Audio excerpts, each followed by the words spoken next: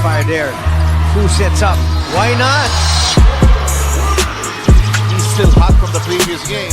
21 points, 9 boards, and 5 assists. He's getting quality looks now. He doesn't Drop to another 3. Why not? Luis Rafael Cu, or mas kilala bilang si Ralph Cu. Siya ay pinanganak sa Manila noong March 8, 1997. Isang basketball player din ang tatay ni Ralph Cu. Naglaro ang tatay ni Ralph sa UST at naging teammate si Coach Pido Harencio. Noong high school, naglaro si Ralph Cu para sa Xavier, kung saan naging teammates niya dito si Tyler Teo. Isa sa kanyang highlights dito at ng kanyang team ay nung nag-comeback sila against sa UAAP champion na NU Bullpups at nakapaglaro sa finals kalaban ng San Beda. Sa college, standing at 6'4", pinili ni Ralph Cu ang De La Salle University para ipagpatuloy ang kanyang basketball career. Naging bahagi si Ralph ng 3x3 team ng DLSU kung saan nag-contribute siya sa silver finish ng team noong UAAP Season 48 Men's 3x3 Basketball. Despite ng mga contributions ni Ralph sa team, during sa kanyang senior year ay nakat or natanggal si Ralph sa DLSU basketball team. Sa kabila ng pagkatanggal niya sa team, hindi pa din sumuko si Ralph Cu sa kanyang basketball career.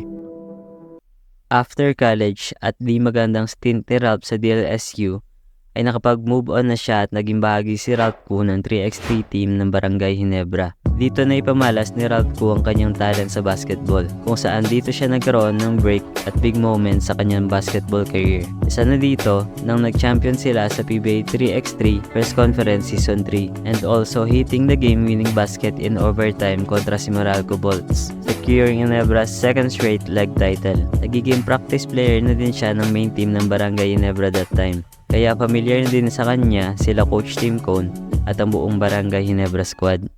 After ng magandang stint ni Ralph Cu sa 3x3 team ng Ginebra, noong September 2023 ay nagpa siya ng sumali si Ralph Cu sa PBA draft. At bago ang PBA draft ay naging maganda ang performance ni Ralph sa PBA draft combine, kung saan napabilang siya sa mythical 5 ng PBA draft combine, reflecting na maganda ang pinakita niya at promising ang kanyang potential as a player. At the PBA draft season 48, Ralph Cu was selected with the 23rd overall pick by the Barangay Ginebra. Barangay Ginebra picks Luis Rafael Cu.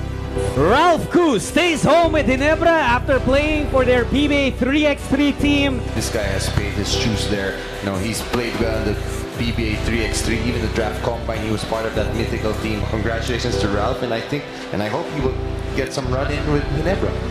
At noong September 27, pumirma si Ralph Cu ng 1-year contract with the team. Sa first PBA conference ni Ralph, which is ang PBA Commissioner's Cup, sadly ay limited minutes of the bench lang si Ralph Cu, dahil na din sa kaposisyon niya si Justin Brownlee at Jamie Malonzo. Ang average ni Ralph Cu ng PBA Commissioner's Cup ay 1.1 points, 0.6 rebounds, and 0.6 assists per game, shooting 27% from the field and 20% lang sa 3-point line in 18 minutes per game. Ang Commissioner's Cup performance na ito ay ginawang motibasyon ni Ralph upang mag-practice pa ng gusto at asahin ng kanyang laro.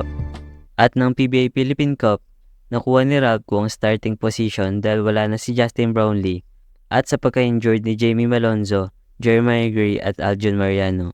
Hindi naman binigo ni Ralph Cu si Coach Tim Cone dahil magandang performance niya ngayong conference at napakita ni Ralph Cu kung ano ang kanyang tunay na game. Forward pass, Ralph Cu another 3. That's gonna score. As Ralph Cu is open once again. That is 3 straight triples. Ralph Cu another 3. Why not? Ngayong PBA Philippine Cup with 10 games, ang average ni Ralph Cu ay 9.3 points, 3.1 rebounds, and 2.2 assists per game, shooting 45% from the field and 39% beyond the arc, showing his elite shooting and all-around game. At patuloy niya pang pinapamalas ang kanyang magandang laro this conference. Success is where preparation and opportunity meet. From being cut sa college to making a mark sa professional basketball scene, ang story ni Ralph Cu ay nagsisilbing inspirasyon ng pagiging matatag at determinado. Patuloy niyang ginagawa ang lahat sa mga opportunities na binibigay sa kanya, na nagpapatunay na ang mga pagsubok ay maaaring magdulot ng mas malalaking tagumpay.